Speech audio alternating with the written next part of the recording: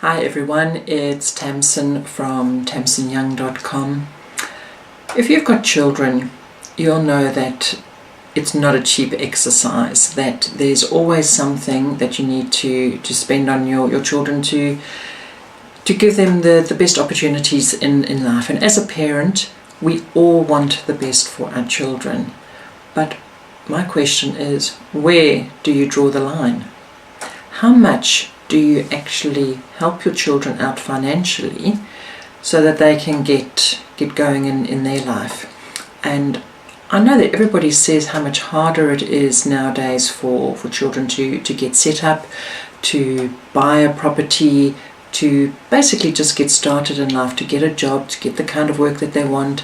There isn't the security in employment and in jobs that there used to be in probably our parents' age, maybe not so much in my life. But where do you draw the line? Because the problem that I find is that parents are spending so much on their children and assisting their children so much that they're not looking after themselves and providing for themselves for their own retirement. And they are ending up in the situation where they don't have the finances to either be able to retire, or if they have any medical issues, to be able to fund those issues. And they then end up having to be looked after by their children. Now, is that a case of, well, we've helped you out to this stage, now it's your turn to help us out? Or do you get to the stage where the child is at a certain age and you go, right, you're on your own, sort it out. We had to get on and do it. And I don't necessarily believe that there is a correct answer or a one solution suits everybody. And I certainly believe that it is our responsibility as parents to equip our children as best as we can to look after themselves when they become adults. And a lot of that isn't just to do with numbers, it's and money. It also relates to just their basic skills, and are they learning those skills at school? Are they able to look after their own finances? Are they able to teach themselves new skills? Because in this day and age, no job is going to be there permanently. People aren't going to go and get a job at age 18 and stay with that job until they're 65 or they retire. There is going to be a constant moving of jobs. Jobs are going to be replaced by machines. Our children are going to be working in jobs that probably don't even exist nowadays. So what is the solution? And where do we draw the line? How do we get them to become more responsible as children so that they become responsible adults? And I know there are things such as, let's have a cleaner to help us. And I think that's great. Cleaning is not the number one item in my list of things to do. But I find that allowing the children to be involved in the cleaning process makes them appreciate the effort that's involved in cleaning up. It enables them to be more respectful of what they do with what they have, and in not making a mess in the first place, because you don't want a child to grow up to have the belief that they can just make a mess because somebody else will come along and tidy up behind them.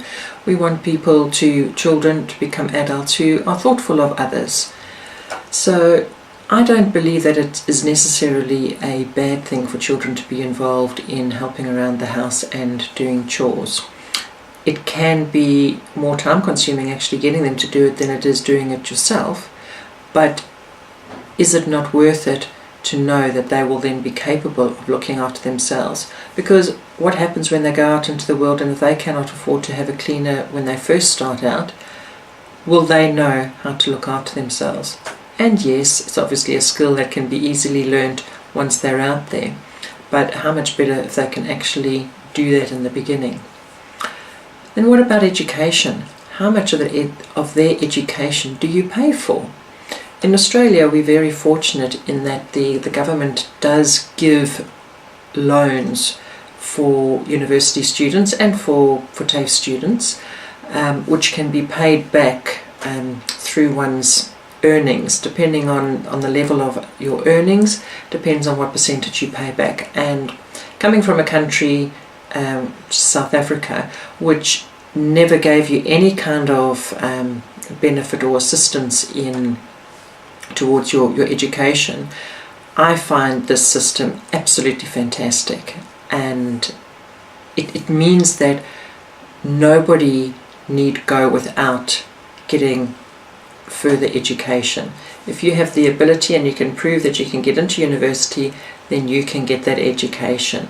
And I personally believe that it is up to the child to pay for that education. If they want it, then they need to take on the responsibility and pay for it. And sometimes the parents will think, okay, I'll pay for one degree. But what if you have a child that wants to become a serial student and just keep on studying? Do you keep paying for those things, or do you eventually say, no, that's as much as I'm going to pay for, it's now your turn? So it's an interesting issue as to how much you contribute and assist your children. And as I say, there isn't a definite answer as to what you need to do. The most important ingredient, I think, in bringing up your children is love. Loving your children, listening to their needs, providing the best of your abilities, that they can have those opportunities to experience things that interest them, and that they can pursue those and see where they want to go. Because children are wiser than what we give them credit for. And they have an innate knowledge of what they want to do. And more often than not, we squash that out of them with all the studies that we get them to do. So walk that fine line. Make sure you're providing for yourself and you're not giving up everything. You're not sacrificing your whole life and your whole future for your child. Allow your child to have the experience of actually striving for achieving what they want. They will appreciate it when they achieve it that much more if they have had to make a contribution and a sacrifice themselves to get where they are. So give them the love and set them up for success. Even people like Warren Buffett, who have more than enough money to probably keep their children, that they don't even have to work, have said that they are paying for them for their education, they're getting them set up from that perspective, and after that they're on their own. There's no inheritance, they don't get a share of his wealth. He's going to be donating his wealth to charity. So it's up to his children to make the best of their life and make a success of their lives. So what are your thoughts as to how much you give your children and how much support you give your children? Share below and let us know. And I'll catch you in the next video. Bye.